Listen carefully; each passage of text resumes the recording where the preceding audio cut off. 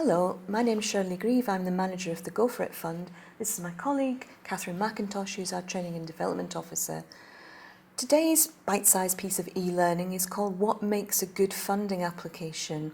And we've got two learning outcomes for the session. We want to increase your understanding of good fundraising practice, and we want to increase your skills to apply to Go For It itself. So we've put together 12 top tips, which really we've gathered both from reading applications that have come to us and from our own experience in grant making. So let's start us off, Catherine, with number one.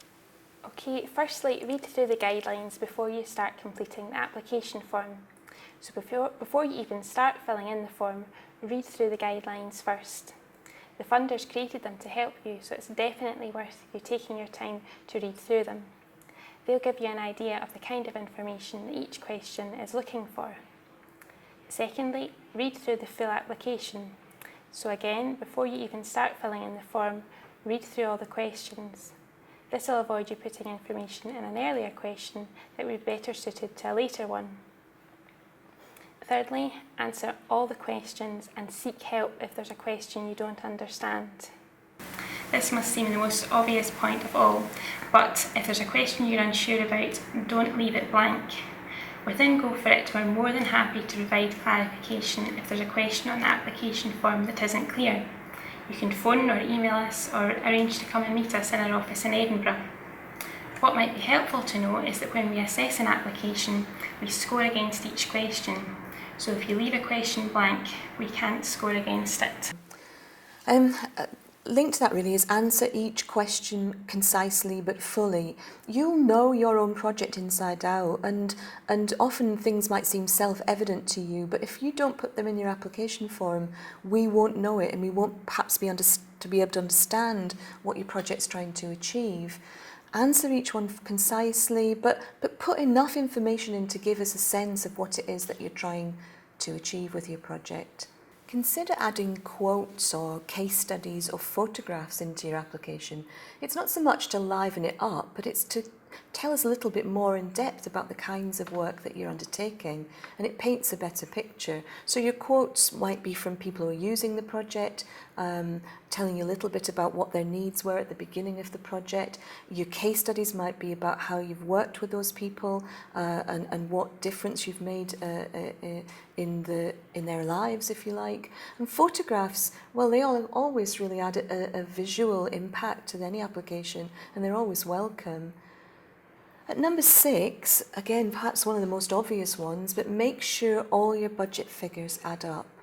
Often people miss out a budget line, or their expenditure might exceed their income on their budget table, or they just simply haven't done the maths and made them made the figures tally. Now, we know people make mistakes, we do understand that, but this is part of our assessment of your financial management of a project, and if you can't get the figures to add up, if your financial information is inaccurate, it starts to give us warning bells about what else might be missing in your ability to manage a project financially. At number 7, we say really do a first draft, of course, but then do a second draft as well, and then proofread it. It's really important to check it over, make sure that you've not put something in the wrong place, that you've included all the documents that we ask you to include, because that's quite an important thing for us to be able to assess the application, and just really generally check through to see if there's any mistakes that you could rectify before you send it in to us. Number 8, tell us about the need for your project, specifically from the viewpoint of those people that you'll be working alongside. Often projects tell us that they see a need for a particular activity, for example a youth club or a community cafe, but what we need to hear is how you know this is the case. Who have you worked with? Who have you talked to? What kind of research have you done that tells you this is the case? Number 9, involve stakeholders in your project and in putting your application together.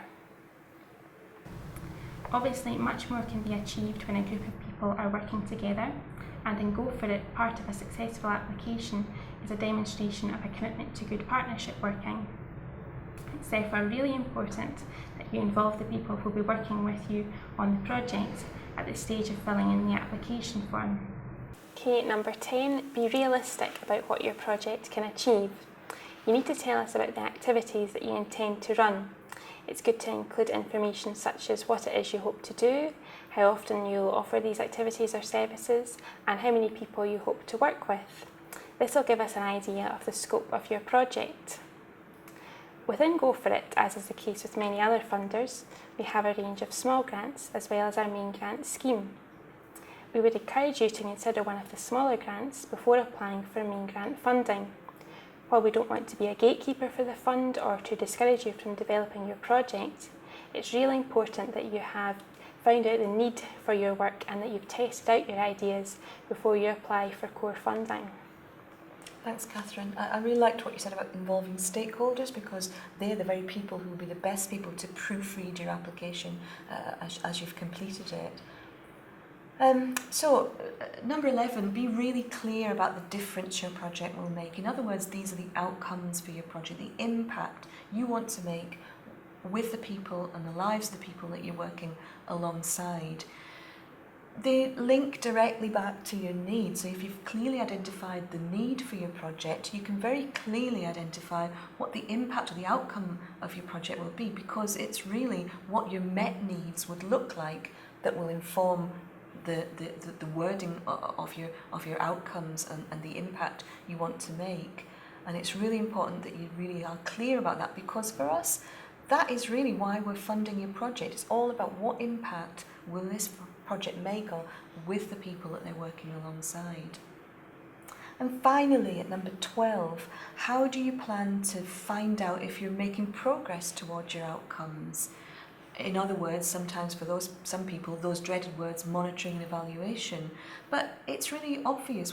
You need to find out how you're going to progress towards making an impact with your project. And you'll do that in a number of ways, and it should never be onerous. It should be really fitting with what the activities that you're trying to run.